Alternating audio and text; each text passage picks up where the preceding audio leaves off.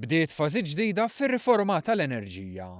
Dan kif ħarġet is-sejħa l-offerti għaż-żarmar tal-Power Station l-antika ta' Dellimara, inkluż iċ-ċumnija twila 150 metru, żewġ boilers li jaħdmu bil-heavy fuel oil u żewġ turbini.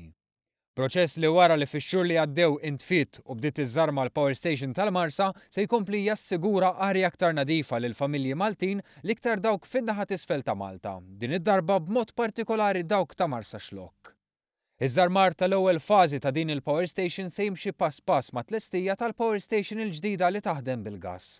Xi ħaġa li saħaq l-importanza tagħha l-Ministru għall-Enerġija Konrad Mizzi.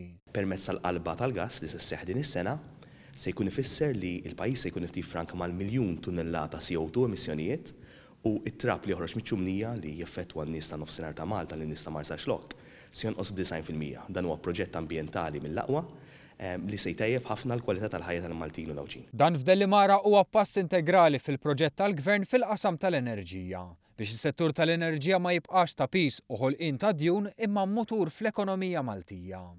Pass fi pjan li wassal u qed iwassal għal arja aktar nadifa flimkien ma' kontijiet 25% orħos għal familji u n-negozji.